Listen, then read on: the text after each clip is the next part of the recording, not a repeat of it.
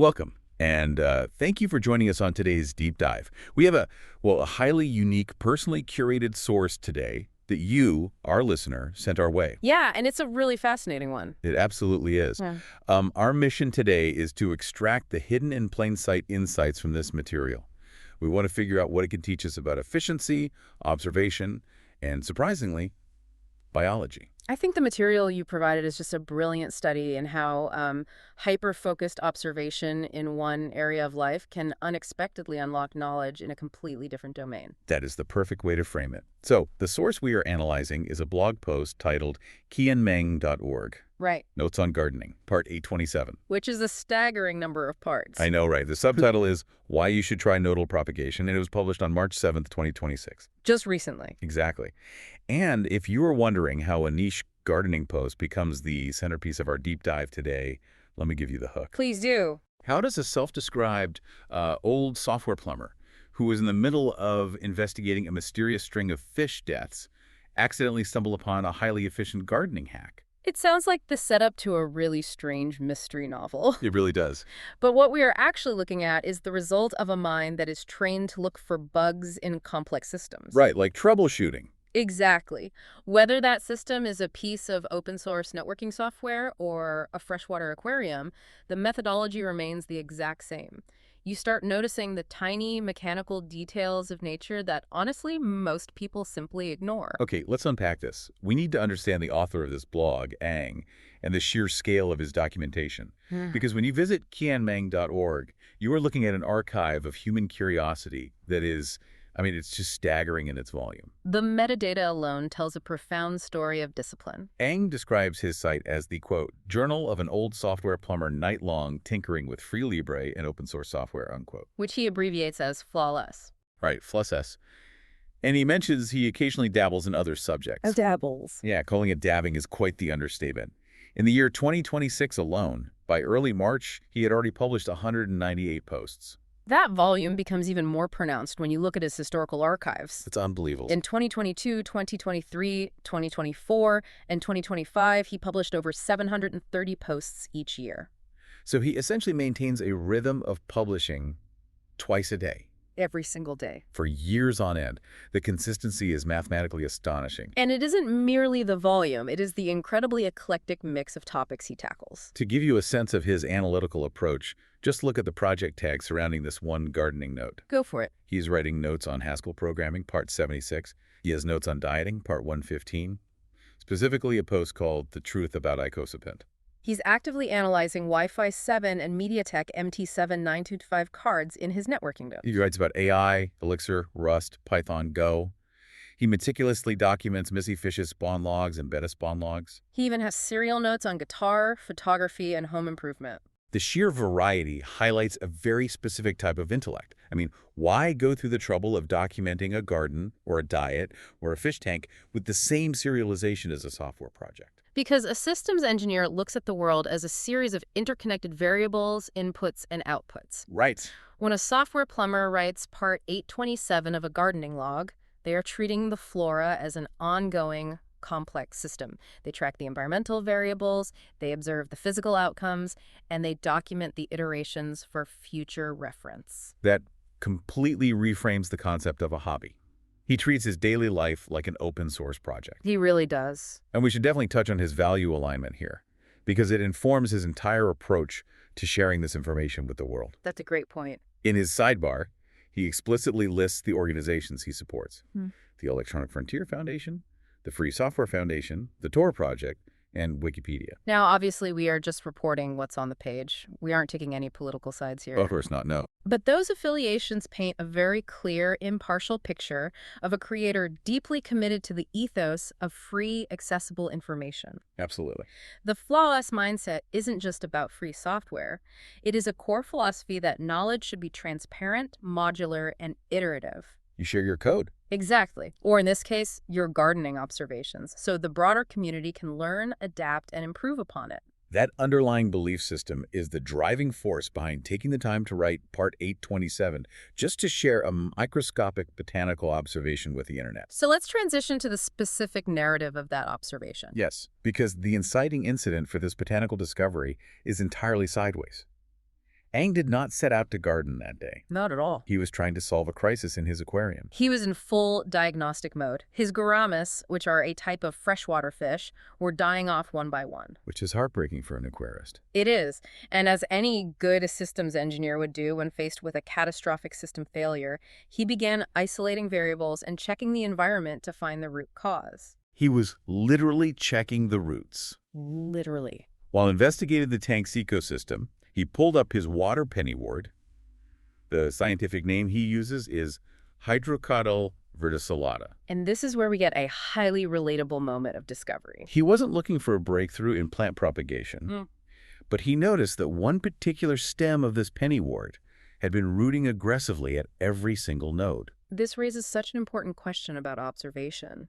How often do we miss the solutions to one problem because our attention is entirely consumed by another? We get tunnel vision. Exactly. Aang was actively troubleshooting the tragic loss of his gouramis, but his habit of rigorous observation allowed him to recognize a completely different success story happening simultaneously in the exact same tank. He saw this aggressive rooting pattern and immediately pivoted to analyzing the mechanics behind it. And he injects a wonderfully human element into the post right at this moment. I love this part. While making this profound observation about the cellular activity at the plant's nodes, he goes on a quick tangent. He notes that the area is packed with meristematic cells, and then adds in parentheses that he really should get a microscope to inspect them. Admitting he has been talking about getting one quote for many moon, unquote. It is such a grounding detail. You can just picture him writing that. A man who writes over 700 technical analyses a year, meticulously tracking open-source networking code and fish spawning logs, still procrastinates on purchasing hobby gear. It makes the highly technical documentation feel like a conversation with a brilliant friend in his garage. It really does. So let's dive into the actual science of what he was seeing, even without that microscope. He noticed the stem wasn't pushing out roots randomly along its length. Right. The roots were clustered exclusively at the nodes. What's fascinating here is the underlying biology of that observation. Based on the facts Aang provides, we have to look closely at those structural intersections. The nodes. Yes. The nodes are the specific junction points along the stem where a plant naturally pushes out leaves or buds. And the reason those junctions are so active is due to the meristematic cells Aang mentioned. Correct. Meristematic cells are unique because they have the ability to differentiate. Meaning they can become different types of tissue. Exactly. Depending on the environmental cues the plant receives, these cells can develop into new leaves, new stem tissue, or, in the case of the water pennywort submerged in the aquarium, new roots. They are essentially the blank slates of the plant's architecture. That's a great way to put it. And this leads to the formal technique Aang highlights, which is nodal propagation. He points out that this aggressive rooting is triggered by axillary bud activation. Axillary bud activation is essentially the mechanism where a dormant bud, located right in the angle between a leaf and the stem, is suddenly triggered to wake up and grow. And in true Qianmeng.org serial fashion, Aang drops that term and then teases that he will discuss the intricacies of axillary buds in a future post. He treats botanical biology like a television cliffhanger. He really does. But the core concept he proves is that using these specific node points is the most effective way to reproduce the plant. Yes. Here's where it gets really interesting, because Aang points out how this method drastically outperforms the way people traditionally try to propagate cuttings. The standard approach for most people is to take a long, multi-node stem cutting, put it in a glass of water, and just hope it survives. We've all done it. Right. But Aang's experiment shows that isolating the propagation to single nodes yields far superior results. Single node propagation represents a massive shift in efficiency. It does. Yield isn't just about quantity, although breaking a long stem down into individual nodes obviously gives you more potential plants. The real advantage lies in the biology of focus. Exactly. Wait a second, I need to play devil's advocate here, because intuitively that feels backward to me. How so? If I want to grow a strong new plant, wouldn't a larger multi-node stem cutting have more stored energy and a better chance of surviving than a tiny single isolated node? It is a very logical assumption, but it completely ignores the biological cost of sustaining architecture. Okay, explain that. When you take a traditional long stem cutting with multiple nodes and leaves, the plant's regenerative energy is spread incredibly thin.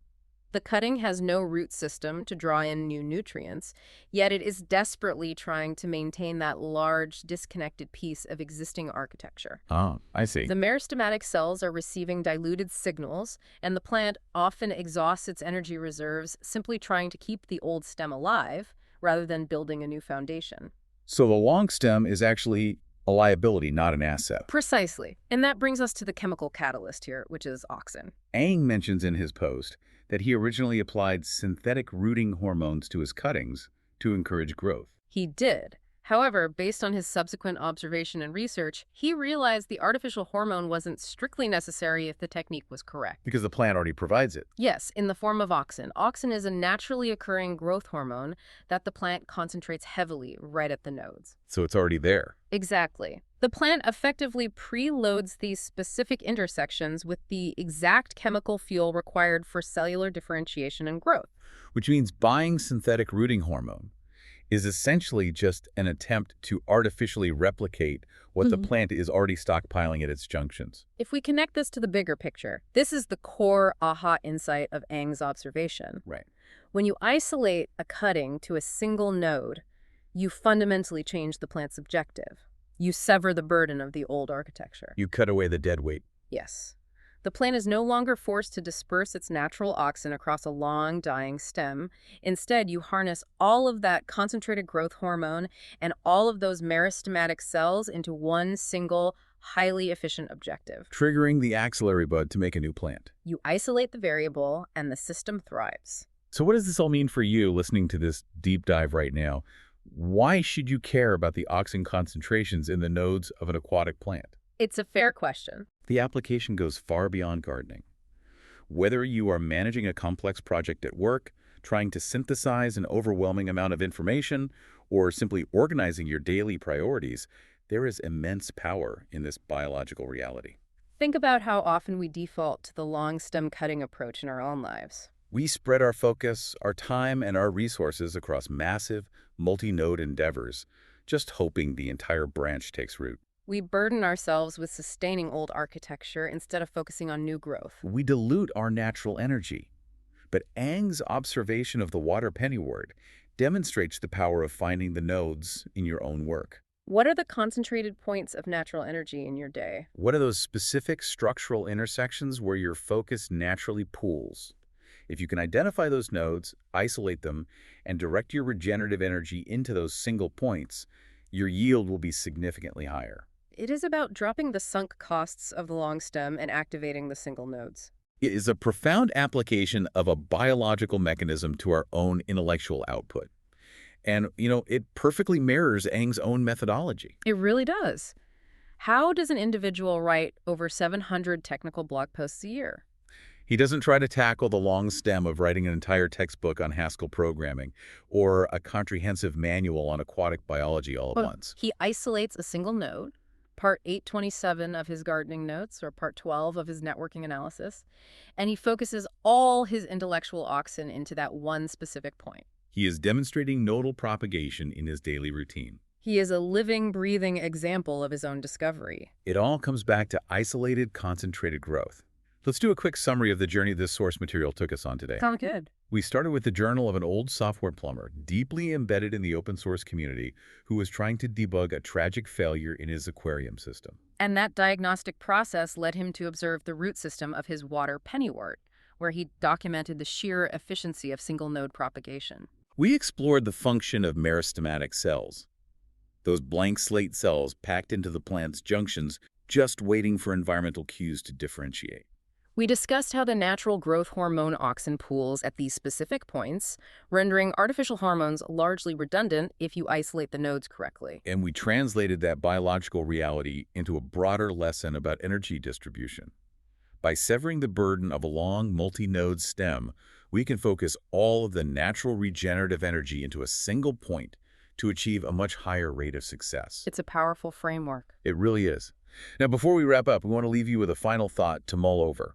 One that builds on this concept of auxin and plant regeneration. I'm intrigued. Ang noted that auxin naturally concentrates at the nodes, meaning the plant chemically pre-programs its structural intersections for new life. It makes you wonder, If plants instinctively stockpile the chemical potential for regeneration at their most vulnerable intersection points, what other intersection points in nature, or even in our own biological systems, are secretly stockpiling the potential for explosive growth, just waiting for the right conditions to be isolated and activated? Wow. It forces you to look at vulnerability and structural intersections in a completely different light. It really does. The potential is already pooled right there, waiting for the proper observation. Thank you so much for sending us this highly unique source material. It was an absolute joy to explore. It really was. We highly encourage you to read kianmeng.org's other 826 notes on gardening and perhaps dive into his open source networking logs while you are there. Keep your curiosity sharp, look for those single nodes of energy in your own life, and we will catch you on the next deep dive.